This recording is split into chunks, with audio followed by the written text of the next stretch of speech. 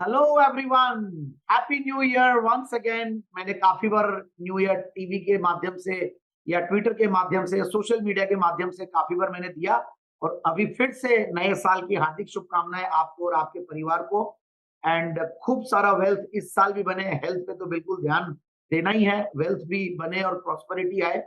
And पूरी कोशिश है कि इस बार भी जो मैं न्यू ईयर आउटलुक ला रहा हूँ उससे आपको फायदा होगा। और साथ साथ एक और चीज, में नए साल में 9 पिक्स, इनफैक्ट एक मल्टी कैप पोर्टफोलियो हमारी ट्रेडसुप की रिसर्च टीम ने बहुत मेहनत से ये आउटलुक बनाया और 9 पिक्स निकाली है, जिनमें से 3 लार्ज कैप है, 3 स्मॉल कैप है और 3 मिड कैप्स है। तो एक मैं प्रेजेंटेशन शेयर करूंगा आपको क्या हमें ध्यान रखना है इस साल, क्योंकि ये साल बहुत अहम है, क्योंकि इलेक्शन ईयर है। ग्लोबली भी काफी कंट्रीज में इलेक्शन है और इंडिया में भी इलेक्शन है। तो आउटलुक भी एक तरीके से देखिए, प्री इलेक्शन एक अलग चीज होगी, पोस्ट इलेक्शन अलग चीज होगी। फिर अभी भिड़ते ही 1 महीने के अंदर वोट ऑन अकाउंट है, इस बार फुल फ्लेजेड बजट नहीं रहेगा। फिर आने वाले दिनों में रिजल्ट्स के ऊपर नजरें बनी रहेगी, इलेक्शन के रिजल्ट्स के ऊपर। अभी नेक्स्ट 10-15 दिन हम देखेंगे कि किस तरीके से आईटी कंपनीज के रिजल्ट से शुरुआत होती है रिजल्ट सीजन की और कैसे रिजल्ट्स आते हैं।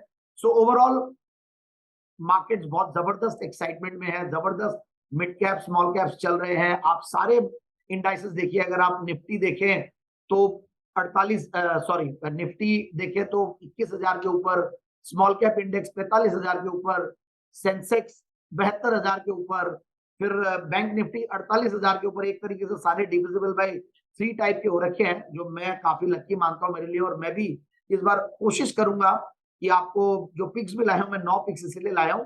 एंड लेट्स सी, अब एक बार मैं एक मेरा प्रेजेंटेशन है जिसको मैं शेयर करूंगा और आप लोग उस प्रेजेंटेशन को देखेंगे तो आप लोगों को शायद काफी एक फायदा होगा और आउटलुक मिलेगा आपको।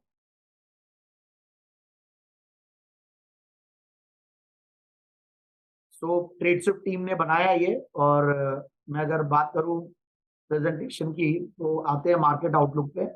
तो देखिए, बुलिश बेट्स तो इनफैक्ट हमने लिया ही है, लास्ट ईयर भी लिया और आगे भी आने वाले साल में मुझे लगता है कि 2024 में हो सकता है कि 24,000 के आसपास भी पहुंच जाए, कोई बहुत बड़ी बात नहीं होगी। बट स्टिल कॉशियस भी रहना, साथ साथ बहुत सारी चीजें अच्छी भी है। और देखिए किस तरीके का ऑप्टिमिज्म है, गवर्नमेंट की इनिशिएटिव्स बोल लीजिए, ग्लोबल क्यूज बेहतर हो रहे हैं, इंडिया के अपने मैक्रो इंडिकेटर्स बहुत बढ़िया हो रहे हैं। और इकोनॉमिक फंडामेंटल्स की अगर बात करें तो अभी रिसेंटली देखिए जो करंट अकाउंट डेफिसिट की बात हो रही थी, उससे बहुत बड़ा कॉन्फिडेंस आया। किस तरीके से डायरेक्ट टैक्सेस, इनडायरेक्ट टैक्सेस, इन सब के फिगर्स बहुत जबरदस्त आ रहे हैं। एडवांस टैक्स के नंबर्स बहुत बड़े हैं, हर महीना जीएसटी के नंबर्स आते हैं।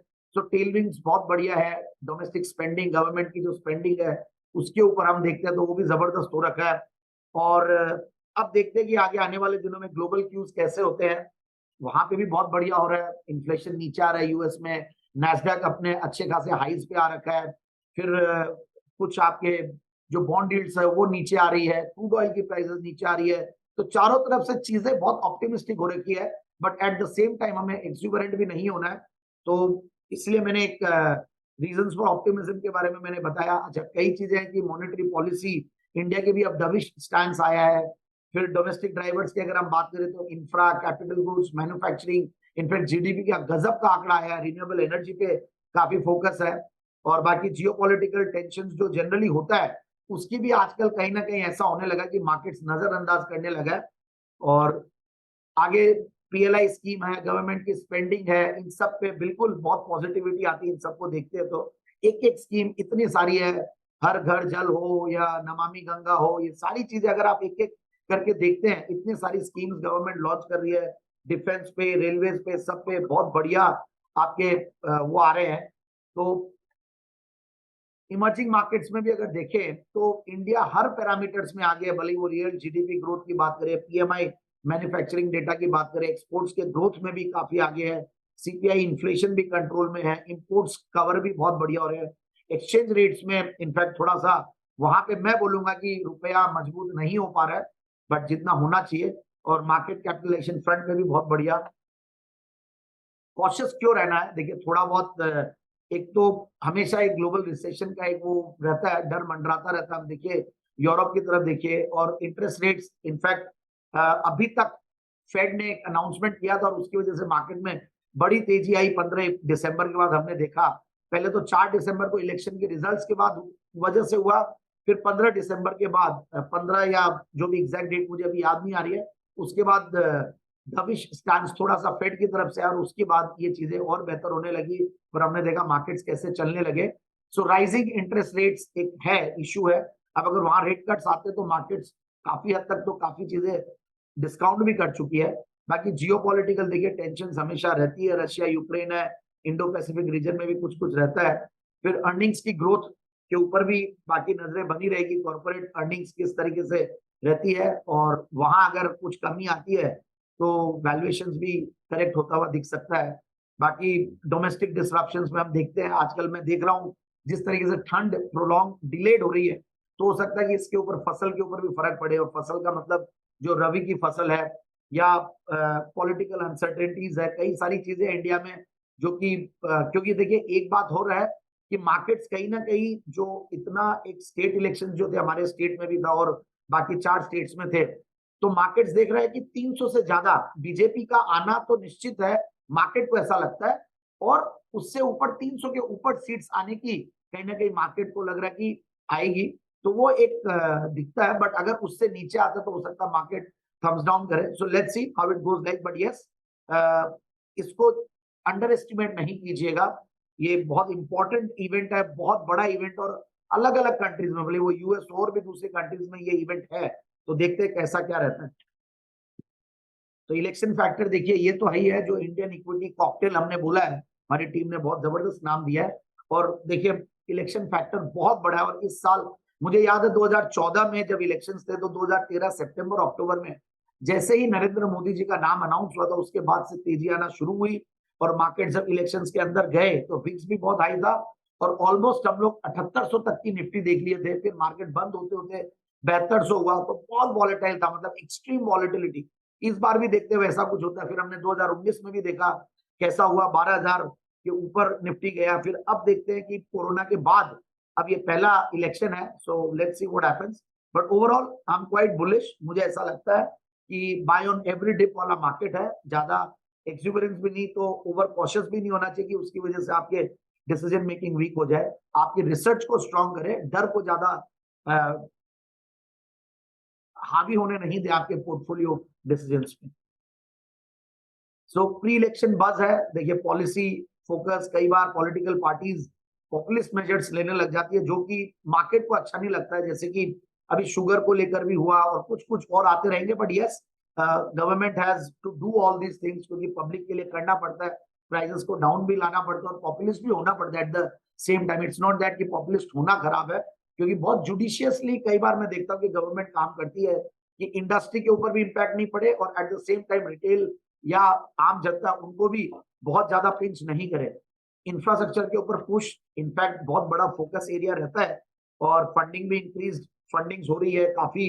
बजट्स में हमने देखा 10 लाख करोड़ तक की फंडिंग हो रही है, वहां पे कोई चेंज नहीं आना चाहिए, बिकॉज मार्केट इंफ्रा को लेकर बहुत ज्यादा, इनफैक्ट जब ये 10 लाख करोड़ का फिगर जब अनाउंस हुआ था बजट में, एफएम मैडम ने जब किया था, तो बहुत बड़ा एक स्पाइक आया था मार्केट्स में उस टाइम पे, मुझे याद है, क्योंकि मैं पूरे दिन बजट वाला एक सेशन करते हैं हम लोग जी बिजनेस पे, तो काफी चीजें मिनट बाय मिनट ट्रैक करते हैं, और बहुत सारे जब एनालिस्ट एक साथ बैठते हैं तो ब्रेनस्टॉर्मिंग भी बहुत अच्छी होती है। तो एनीवेज आई थिंक ये सारी स्ट्रेटेजीज, और हम लोग तो जनरली सेक्टोरल डाइवर्सिफिकेशन की तरफ ज्यादा ध्यान देते हैं, और कई सेक्टर्स ऐसे होते हैं जिन पे इलेक्शंस का बहुत इंपैक्ट नहीं पड़ता है, जैसे कि आईटी है, हेल्थ केयर है, एफएमसीजी है, और कई नए टाइप के इंस्ट्रूमेंट्स भी है, और गोल्ड एंड सिल्वर पे हम लोग बुलिश है वैसे, और आरईआईटीज, इनविट्स, ईटीएफ्स, इनके ऊपर भी ध्यान दीजिए। बाकी शॉर्ट टर्म गेन्स के लिए कुछ टेक्निकल बेट्स होती है जो प्री इलेक्शन अनाउंसमेंट्स के पहले चलती है, जैसे फर्टिलाइजर हमने देखा पिछले कुछ दिनों से जबरदस्त चल रहा है। हो सकता है कि इरिगेशन को लेकर जो फार्म मतलब कहीं ना कहीं एग्री रिलेटेड थीम्स बहुत अच्छी चलती है, इंफ्रा रिलेटेड थीम्स चलती है। सो ओवरऑल बहुत सारी चीजें बात करने को, but let us make it shorter. और बट फिर भी लॉन्ग टर्म व्यू हमारा यही रहता है कि स्ट्रॉन्ग फंडामेंटल्स वाली, लॉन्ग टर्म ग्रोथ वाली कंपनियां, एक बार ऐसा भी हुआ है कि सरकार नहीं भी होती है तो कोई दिक्कत नहीं है, अगर कंपनी अच्छी है तो आगे पीछे मार्केट्स चलते हैं और कंपनियां भी चलती है। तो आपको सबसे इंपॉर्टेंटली जो फोकस करना है वो स्ट्रॉन्ग फंडामेंटल्स और लॉन्ग टर्म ग्रोथ पोटेंशियल वाली कंपनी। सो आउटलुक हमारा यही है कि डोमेस्टिक इकोनॉमिक टेलविंड्स और फेवरेबल पॉलिसी मेजर्स अच्छे हैं, उसकी वजह से ग्रोथ भी आ रही है और थोड़ा ग्लोबल अनसर्टेनिटीज को ऑलरेडी हमने काफी हद तक डिस्काउंट कर लिया और वहां से अब ग्लोबल क्यूज भी बेहतर होने लगे हैं। तो मुझे लगता है कि एक healthy dose of optimism with a little bit of caution, जैसा मैंने कहा, बहुत ज्यादा एक्सुबरेंट भी नहीं होना and at the same time बहुत ज्यादा डरना भी नहीं है कि वो डर आपके हावी हो जाए और आपके रिटर्न्स को अफेक्ट कर जाए। और कुछ सेक्टर्स है जो कि हमें बहुत बढ़िया लगता है। मैं जैसे इंफ्रा के ऊपर बहुत बुलिश हूँ, मैं बैंकिंग एंड फाइनेंस के ऊपर, मुझे पीएसयू स्टॉक्स बहुत बढ़िया लगते हैं, वहां पे काफी अच्छे काम हो रहे हैं और इनफैक्ट सरकार या आरबीआई रेगुलेटर्स कई सारे इनिशिएटिव्स ऐसे लिए हैं जिसकी वजह से इस सेक्टर में बहुत सारे पॉजिटिव चेंजेस आए हैं। एनपीएस का एक बहुत बड़ा इशू था जो कि काफी कंट्रोल में आया है। हॉस्पिटल्स एंड हेल्थ केयर, यहाँ पे बहुत बड़ी डिमांड लगती है और ये ऑलरेडी वैल्यूएशन भी मार्केट बहुत ज्यादा दे रहा है और आगे पीछे अभी भी देखिए कोरोना की कुछ बातें चलती है, तो ये सेक्टर तो चलना है एक जबरदस्त। यहाँ पे भी एक तरीके से आप मान लीजिए टूरिज्म फैक्टर है, यहाँ पे भी बाहर के लोग इंडिया में आके ट्रीटमेंट करवा रहे हैं, वो भी एक बहुत बड़ा फैक्टर है। और बाकी policy, energy and power ancillary, इस पे बहुत बुलिश हूं मैं, क्योंकि इंडिया में कहीं ना कहीं स्कैरसिटी एनर्जी की और आगे आने वाले दिनों में रहेगी पावर की, तो उसकी वजह से पावर कैपेसिटीज भी बनेंगी, तो एंसिलरीज अच्छा करेंगे। और पावर स्टॉक्स में मुझे बहुत दम लगता है क्योंकि वैल्यूएशन के लिहाज से भी सस्ते लगते हैं। Auto in auto ancillary again I am very bullish, और इस साल भी देखिए आप, टाटा मोटर्स ऑलमोस्ट डबल हो गया है, one of the top performers था इंडाइसेस में। तो उस तरीके से आप ऑटो इंसलरीज को देखिए। फिर मैं रियल एस्टेट में भी काफी बुलिश हूँ क्योंकि काफी सालों के एक अंडर प्ले के बाद रियल एस्टेट वापस से फॉर्म में आया, और कई बार ऐसा होता है कि 8-8 साल 10-10 साल एक सेक्टर अंडर प्ले करते रहते, और वैसा ही एक रियल एस्टेट था, बहुत सालों की एक मद्दी थी और उसके बाद अब उभरा है, क्योंकि री रेटिंग हर चीज की होती है, हर एसेट क्लास की होती है, तो रियल एस्टेट की भी। और ये टेलीकॉम में भी मुझे लगता है कि कुछ कुछ बेहतर होने वाला है, क्योंकि चीजें सरकार के इनिशिएटिव इस सेक्टर को लेकर भी काफी रहते हैं। सो यहाँ से हमें लगता है कि दलाल स्ट्रीट कहाँ जाएगा, तो एक बैलेंसिंग एक्ट होगा ऑप्टिमिज्म और रियलिटी का। और बुलिश केस सिनेरियो में जिस तरीके की देखिए 7% की ग्रोथ आ रही है, कंटिन्यूड फॉरेन इन्फ्लोज है, in fact last year was the highest, जहां तक हम देख रहे थे कि एफआईआई तो आ ही नहीं रहे और डोमेस्टिक इन्फ्लोज और जो हमारे रिटेल जो तीसरी महाशक्ति है उसकी वजह से मार्केट चल रहा था, ऐसा नहीं है। फिर कॉर्पोरेट अर्निंग्स बहुत बढ़िया है, आईटी काफी अंडर प्ले कर रहा था, अब जब यूएस ठीक होता है तो वहां पे भी अच्छा होना है। फिर ग्लोबल मार्केट, जियोपॉलिटिकल एनवायरनमेंट, सब चीजें कहीं ना कहीं स्टेबल हो रहा है एंड एक अच्छी गवर्नमेंट, मार्केट फ्रेंडली पॉलिसीज आ रही है, और पोस्ट इलेक्शन के बाद भी वैसे ही कुछ कंटिन्यू रहा तो मार्केट ऊपर जाएगा। 24,000 24,500 हमें लगता है कि आराम से आ सकता है। बेरिश केस में अगर हम देखें तो 18,800 से लेकर 20,250, और ये कब होगा, जब ग्लोबल इकोनॉमिक स्लो डाउन होता है, अपने जो एक्सपोर्ट ओरिएंटेड सेक्टर्स है जैसे कि आईटी और ये सब काफी इंपैक्टेड होते हैं, कोई इंटरेस्ट रेट्स में हाइक आ जाए, जो कि ऐसा लगता नहीं कि इमीडिएटली आ जाए, कुछ पॉलिटिकल अनसर्टेनिटी आ जाए, फिंगर्स क्रॉस्ड, और नेशनल इलेक्शंस है क्योंकि बड़ा इवेंट है, फिर ग्लोबल इवेंट्स आते हैं, जियोपॉलिटिकल, ये सब ध्यान रखना होता है। और कुछ मॉनसून में डिसरप्शन आ जाए, क्योंकि देखिए इतने वेदर चेंजेस है, इतने क्लाइमेटिक चेंजेस है, उन सबको लेकर लगता है कि काफी चेंजेस होते हैं, तो हो सकता है कि रूरल डिमांड और इन सबको भी इम्पैक्ट करे। सो ओवरऑल 18,800 से लेकर 20,250 ये बहुत ज्यादा बेरिश अगर हम माने तब है। बट एक लाइकली सिनेरियो जो मुझे लगता है एक बढ़िया सिनेरियो, वो ये है कि 19,800 से लेकर 23,500, 24,000 अगर हायर साइड में जाए, ये एक रेंज है जहां पे मार्केट घूमेगा इस साल, ऐसा मेरा मानना है, ऐसा हमारी टीम का मानना, जो हमने ओवरऑल रिसर्च की, हम दूसरी रिसर्च रिपोर्ट्स भी पढ़ते हैं, सब कुछ देखते हुए हमें ऐसा फील होता है। और फाइनली जिसका इंतजार रहता है सबको, और मुझे मालूम है कि कई लोग प्रेजेंटेशन को स्किप करके सीधा यहाँ पे आ जाएंगे, फाइनल क्या चीज है, तो वही है, देखिए our top 9 picks for 2024 are large caps में आईटीसी लिमिटेड, एचडीएफसी बैंक और रिलायंस इंडस्ट्रीज। यहाँ पे रिस्क रिवॉर्ड रेशियो बढ़िया लगता है।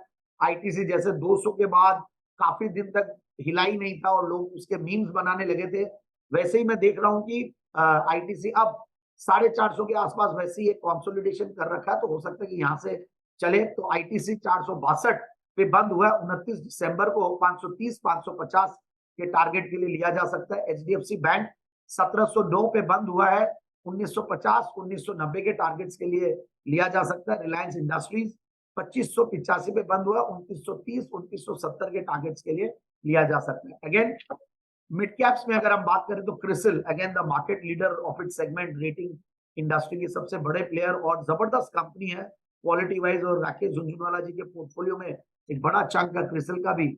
और 4337 इनफैक्ट सीएमपी था, मतलब जो क्लोजिंग प्राइस थी 29 दिसंबर की, उसके सामने 4930 से लेकर 4990 is the target price. Carborundum universal 1113 पे बंद हुआ था और 1270 1320 का टारगेट। ग्राइंडवेल नॉर्टन अगेन ए क्वालिटी कंपनी 2329 पे बंद हुआ था, 2710 2750 का टारगेट। और स्मॉल कैप्स जहां पे मतलब हमारे को बहुत जबरदस्त रिक्वेस्ट आती है कि आप तो स्मॉल कैप से दिया करो, बट मुझे ऐसा लगता है कि इस बार फ्लेक्सी कैप का माहौल बन सकता है।